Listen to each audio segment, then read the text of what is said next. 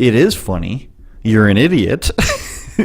And even if someone did think a dog got an award, who cares?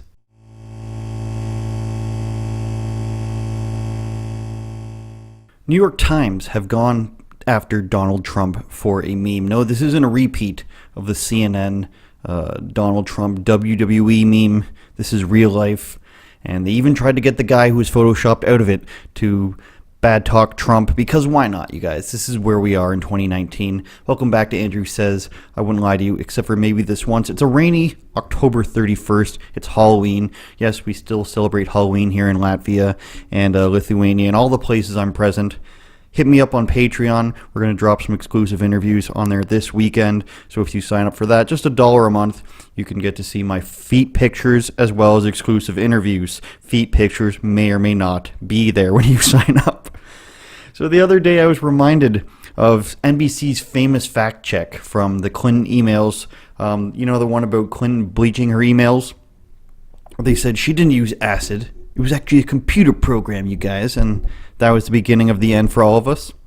Then you add in this week where Washington Post called the ISIS leader austere, and everybody made fun of them for... And a lot of people were doing it, saying how not harmful the ISIS leader was, didn't want to mention that he was the leader of ISIS. And that leads us to this day, and we have to deal with the New York Times fact-checking of Photoshop. It's really some outrageous stuff. You've probably seen this dog. Trump posted it. He posted the picture saying it was the dog that helped catch the ISIS leader, and then everybody posted about it and said he's a good boy. We're all happy. We got to post things about dogs, which is all everybody really wants. Then Daily Wire had the audacity. They had the audacity to post this.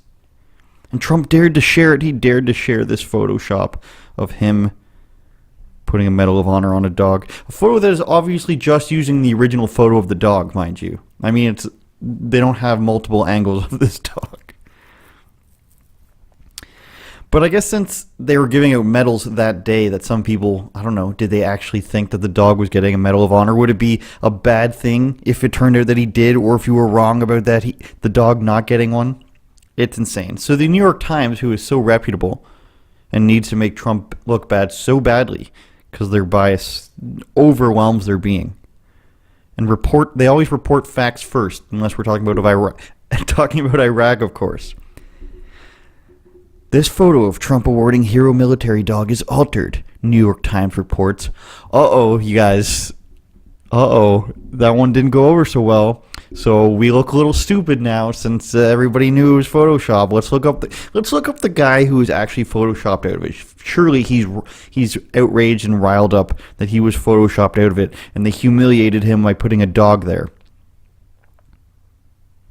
Oh wait, no, he hasn't even seen the picture of it. Let's show it to him then. Why don't we just show it to him? Then he'll probably get a little upset about it. In a phone interview, Mr. McLuhan, I'm sorry if I'm mispronouncing his name, who had not seen the image before the reporter sent it to him, said he interpreted it as Mr. Trump recognizing the dog's heroism. He certainly was not offended and laughed when he compared the two images. After all, he said, Medal of Honor recipients accept on behalf of their entire teams, especially those that did not return from battle, and canines have long been part of war efforts. This recognizes the dog as part of that team of brave people. He was also concerned about the condition of the dog. Oh, New York Times. So you tried to get this guy to talk poorly about Trump, and then it turns out that he doesn't mind. He thinks it's funny, and he cares about the dog. What is going on in the offices of the New York Times? But this is serious stuff, people. So that didn't stop the opportunists from weighing in. I think I'll do the rest of this in Alex Jones because it's so ridiculous. Dr. Eugene Gu. Now he's the guy that's always managing to comment first on Trump tweets, as if that doesn't make you look like an insane person. He's tweeting first. He's out there. He's fighting the InfoWar battle. He's getting alerts from Donald Trump's tweets.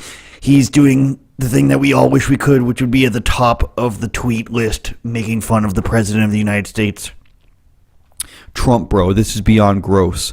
This is obviously photoshopped. It's not even a meme or something funny to laugh at because the subject material is plausible for many people who do not examine the picture carefully and notice the unnatural lines and silhouettes. It is funny. You're an idiot. And even if someone did think a dog got an award, who cares? This is like this guy. They've done stories. I don't know if it was specifically this guy, but they've done news stories on the people who are the first people to respond to the Trump tweets. Doesn't matter, because we all know Trump sleeps like 3 hours. People think he's on amphetamines or whatever. So he tweets at like 4 in the morning sometimes, or 5, 6, whatever in the morning.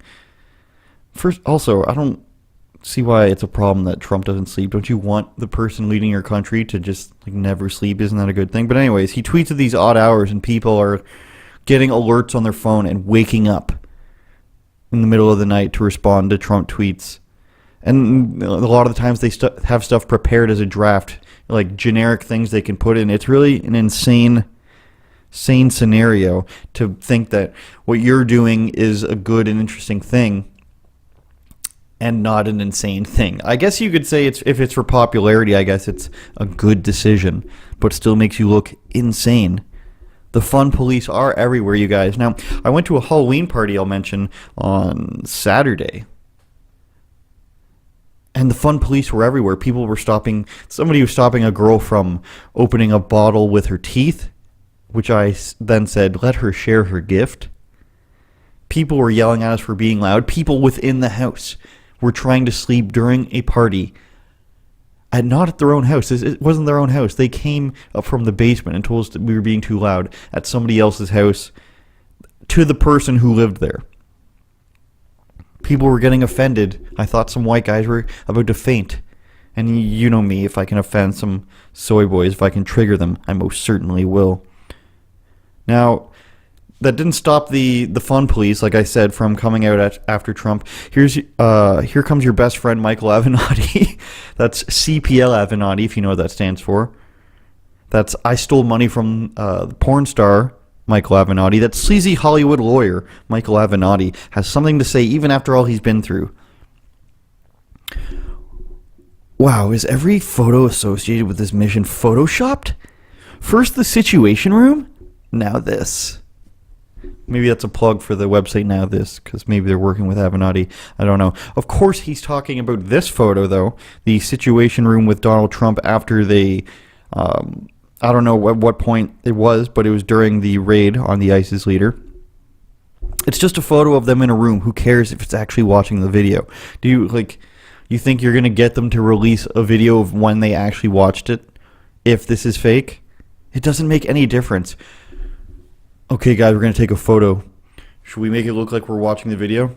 It doesn't matter. Okay. Who cares? And for the record, PolitiFact, not that I trust these people to fact check, said that there's no evidence it was staged. Any fact checker is going to be biased against Trump anyway, so it doesn't really matter. Because they have their duty to stop the deep state. They have this thing now, where they justify their bias in the reporting, which is supposed to be journalism, but they can't help it. They can't help but put their bias in it. They call it accountability journalism now, which basically is like we can give opinion in our reporting because we have to keep people accountable. It's not bias. It's not opinion.